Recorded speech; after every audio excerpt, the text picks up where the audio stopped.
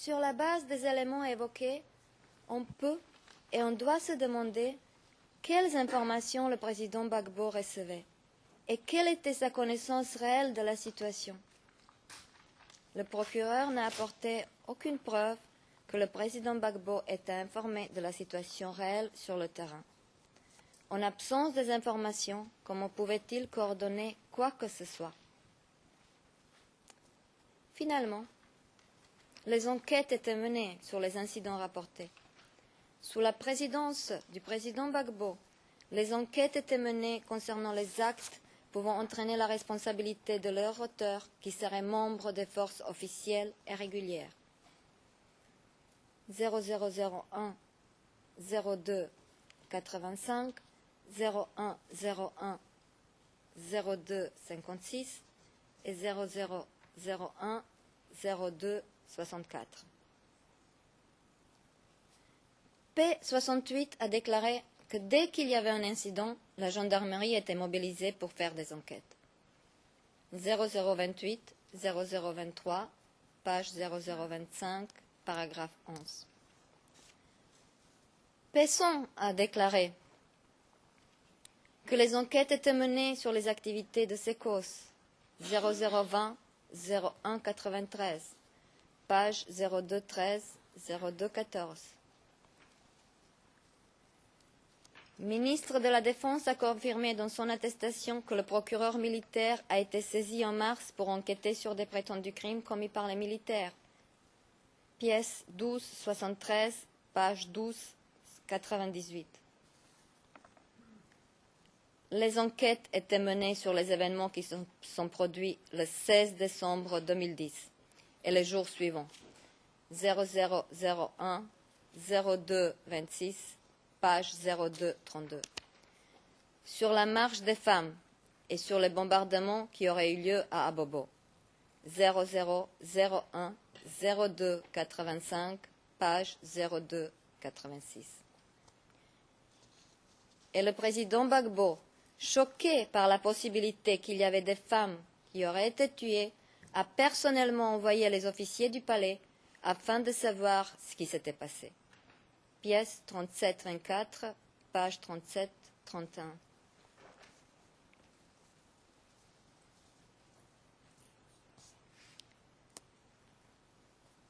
Passons maintenant aux instructions, ou plutôt l'absence d'instructions émanant du président Gbagbo.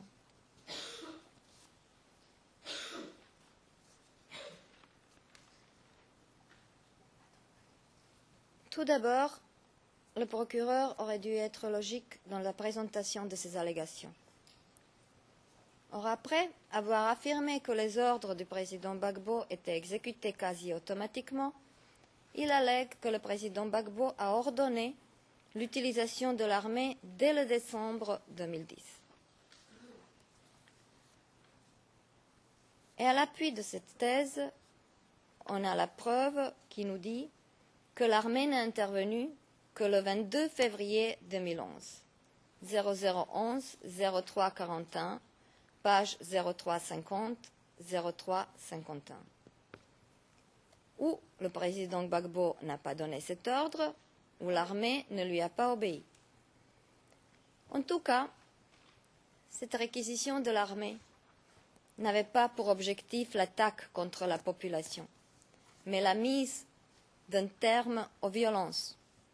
P9 0011 0341, page 0353.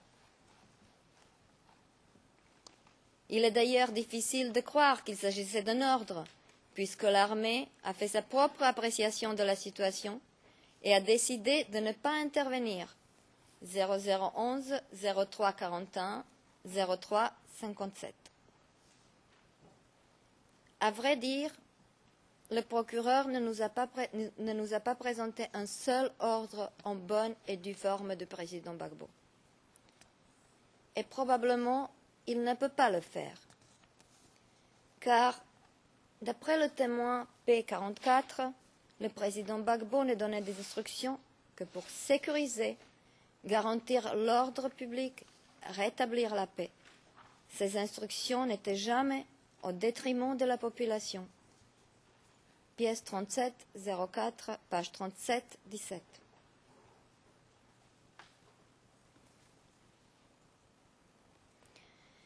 Les instructions particulières que le président Gbagbo donnait étaient de faire cesser les actions du commandant invisible, faire en sorte que le commandant invisible n'a plus à manœuvrer, qu'il n'a plus à tirer sur les gens, et faire en sorte qu'il ait moins de morts. 0011 0505, page 0522, 0525. Il a aussi donné des instructions générales de protéger des villages. 0011 0395, page 0416. Et il y avait aussi une instruction générale de protéger les populations et leurs biens. 0016 0426, page 0431. Ces instructions d'ordre général n'ont rien d'illégal. Au contraire, elles démontrent que les mesures devaient être prises afin de protéger la population. Quant à l'ordre que le président Gbagbo aurait donné d'assiéger l'hôtel Golf dès l'annonce des résultats provisoires, nous n'en avons aucune preuve. Le témoin P44 parle d'une décision que le président Gbagbo aurait prise, mais il la situe au mois de janvier ou même février. 0014 0768, page 0794. Par ailleurs, ce témoin ne sait pas qui a pris cette décision. Il précise qu'en réalité, c'était une décision de maintien de l'ordre. Pièce 3704, page 3716. Il faut préciser que le témoin P4, le témoin du procureur, qualifie l'hôtel Golf comme un camp militaire pouvant être utilisé comme une base d'attaque. Et il considérait que les mesures prises autour de l'hôtel Golf étaient des mesures de la légitime défense. Pièce 3704, page 3713. L'autre témoin qui parlait du blocus, témoin P46, au-delà du fait qu'il ne connaît même pas la date quand le blocus a été mis en place et qu'il n'a jamais vu un ordre du président ordonnant la mise en place de ce blocus, a bien précisé dans sa disposition que les militaires de FRCI sont venus d'abord et que les militaires de l'armée régulière sont venus ensuite. 0014 0271, page 0285. Les militaires de FRCI ne sont pas les militaires pour Gbagbo, c'était l'armée rebelle. Alors, je me demande dans quel pays une armée régulière aurait permis à des rebelles armés à s'installer dans un hôtel, dans un quartier résidentiel, sans vouloir les bloquer. Et je précise que si cet hôtel était le bastion des forces rebelles solidement armées, les dirigeants d'opposition, et notamment Alassane Ouattara et Guillaume Soro, ne semblaient pas y avoir été bloqués. Document 2381, pages 2386 et 2387. Le procureur omet de dire qu'Alassane Ouattara et Guillaume Soro pouvaient venir et partir de l'hôtel Golf comme bon leur semblait, et qu'ils étaient accompagnés de centaines de rebelles armés, une vraie force bien entraînée et lourdement armée. Document 0001 0226 0018 0028 0045 1238 et pièce 1396, page 1403.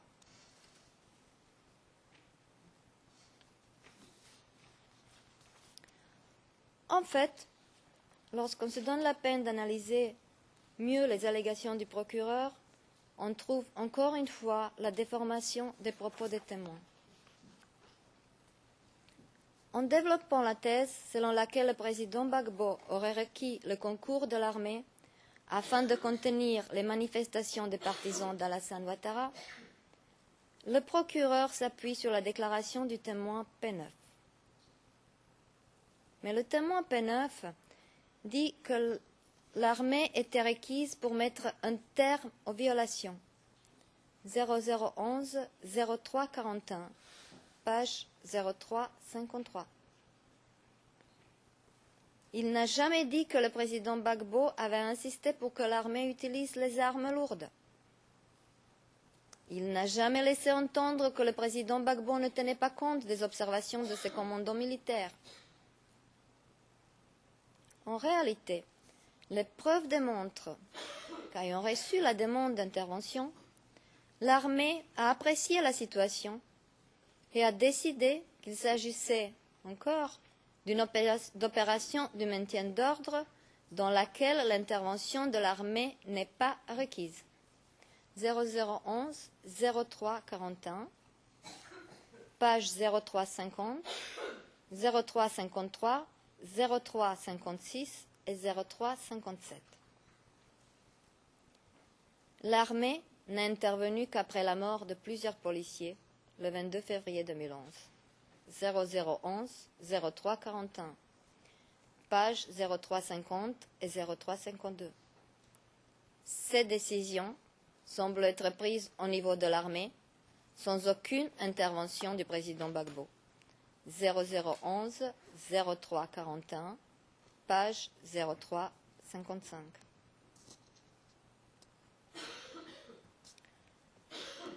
Dans le paragraphe 82 du DCC, le procureur allègue que le président Gbagbo a chargé son chef de l'état-major, le général Mongou, de coordonner les opérations des FDS dans le but d'empêcher les manifestations de pénétrer dans le siège de la RTI.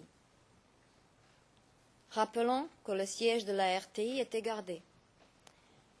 Au-delà du fait qu'une telle instruction n'a rien d'illégal, nous n'avons aucune trace de cette instruction.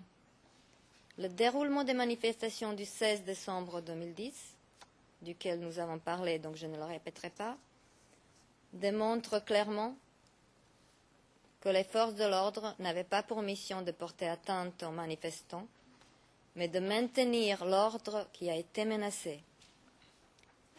D'ailleurs, même le procureur le reconnaît, timidement, mais quand même, puisqu'il dit dans la phase suivante « Les forces d'ordre étaient déployées afin de disperser les manifestants ». Les forces d'ordre sont souvent déployées afin de disperser les manifestants dans n'importe quelle ville et dans n'importe quel pays du monde. Les consignes que les FDS ont reçues étaient de ne pas tirer sur les manifestants et de se montrer courtois vers la population. 0011 04 55, page 04 56.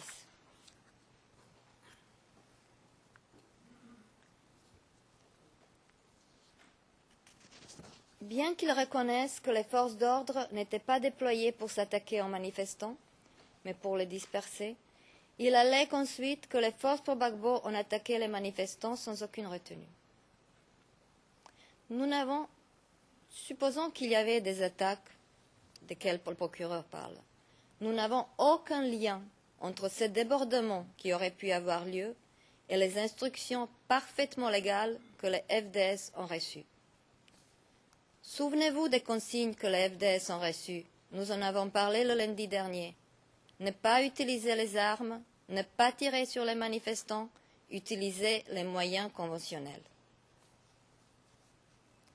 S'il y avait des débordements, ils étaient condamnés par le pouvoir et une enquête a été ordonnée.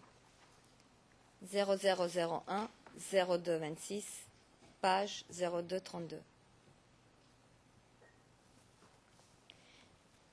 Et que dire de la fabrication de toutes pièces de l'ordre du général Mongou, mentionné dans le paragraphe 84 du DCC, selon lequel il fallait mettre fin aux manifestations des rues et aux grandes manifestations du niveau de l'ordre public qui auraient abouti au recours des armes de guerre pour disperser les manifestants.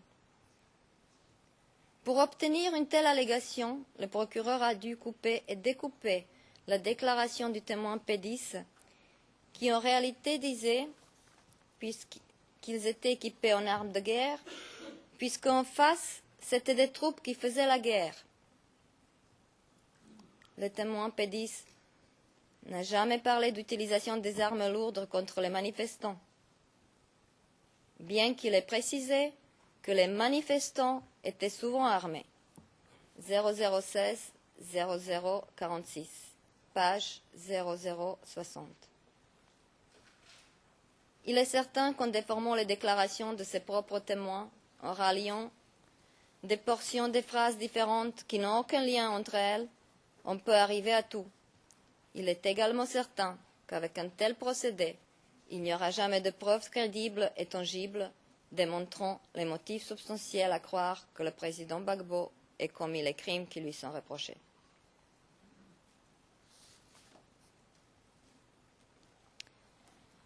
Les manipulations continuent à être manipulées. Ainsi, le procureur sort de son contexte une phrase dans laquelle le président Gbagbo aurait dit devant les commandants de ses forces de tenir et de ne pas perdre Abobo. Tout d'abord, il n'est pas très clair ce que le président a vraiment dit lors de cette réunion. C'était plutôt un exemple des instructions générales que le président de la République peut donner. 0016 0084, page 0097. Par ailleurs, cette réunion, il faut la situer en temps, elle a eu lieu au cours des attaques violentes menées par le commandant invisible à Abobo. Mais le procureur essaye de lier ces mots, de ne pas perdre Abobo, qui constituerait une instruction parfaitement légale, avec les déclarations publiques imaginaires du président dans lesquelles il aurait déclaré qu'il voulait nettoyer Abobo et en faire un cimetière. Bien entendu, nous n'avons aucune trace de telles déclarations du président. S'il s'agissait de déclarations publiques du président, comment se fait-il que le procureur ne les a pas trouvées dans les médias? La radio, la télévision, les journaux, ils ont des archives. Ça ne doit pas être très difficile à trouver. En réalité, le président Gbagbo n'a jamais fait de telles déclarations. Elles n'existent pas. Les seules instructions données par rapport à Abobo étaient de faire cesser les méfaits du commandant invisible à Abobo et de libérer l'axe international qui passait par Abobo. P9 0011 05 05, page 0522 et 0011 05 29, page 05 38. Ces instructions ne comportaient aucun élément d'attaque à la population. Elles étaient plutôt dans l'intérêt de la population civile et elles sont parfaitement légales. Quant aux appels que le président Gbagbo aurait lancés le 9 avril 2011 aux forces qui lui étaient fidèles mentionnées dans le paragraphe 36 et 83 du DCC, il s'agit d'une autre déformation du procureur. Il n'y avait pas d'appel aux forces à continuer la lutte. Il y avait un communiqué de presse émis par le porte-parole de la présidence dans la situation d'extrême détresse. Le 9 avril 2011, il n'y a plus de forces fidèles au président Gbagbo. Il n'y avait que des attaques des rebelles lourdement armés et soutenus par les forces internationales contre une partie de la population restée fidèle au président Gbagbo et qui essayait de sauver sa propre vie.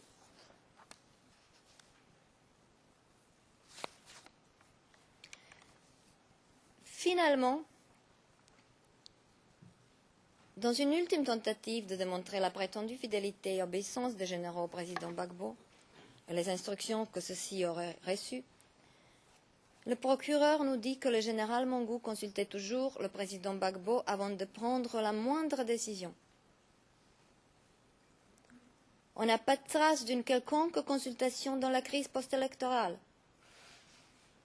Le procureur nous offre comme preuve de ces consultations prétendues le compte-rendu d'une réunion qui a eu lieu en juillet 2006 0018 04 38. Ce compte-rendu n'est pas une preuve valable pour la période qui nous intéresse. Tout d'abord, rien ne prouve que les paroles du général Mongou correspondaient à la vérité, mais même si c'était le cas, c'était en 2006. Or, nous sommes concernés par les événements qui ont eu lieu en fin 2010, début 2011. Donc même si la preuve fournie par le procureur pourrait éventuellement servir à indiquer qu'en 2006, le général Mongou consultait le président Gbagbo, elle ne nous renseigne en rien sur le rapport en 2010 et 2011. Au final, le procureur ne montre aucun lien entre le président Gbagbo et les 4 événements qui sous-tendent les charges, au-delà de quelques vagues références à ces événements parsemés dans cette partie du DCC qui traite de la responsabilité. Or, il doit y avoir un lien entre la contribution alléguée de la personne mise en cause et les actes criminels. La contribution doit résulter dans la commission du crime. Le procureur n'a démontré aucun lien. Madame le Président, Madame, Monsieur le juge, le procureur n'a rien démontré. Il n'a apporté aucune preuve tangible et solide qui aurait donné des motifs substantiels à croire que le président Gbagbo aurait contribué de manière essentielle au plan commun et à l'exécution des crimes qui lui sont reprochés. Tout montre que les actions du président Gbagbo étaient dirigées vers les négociations et la conciliation, ce que la défense démontrera dans cette ultime partie sur la responsabilité concernant le prétendu plan commun conçu par le président, qui aurait été conçu par le président Gbagbo et qui, en réalité, n'a jamais existé. Madame le Président, est-ce que ce serait le bon moment? Parce que là, je commence une nouvelle partie. Nous pouvons suspendre maintenant et nous revenons à 5 minutes avant le 4 heures. 4 moins 5. All rise, we will there.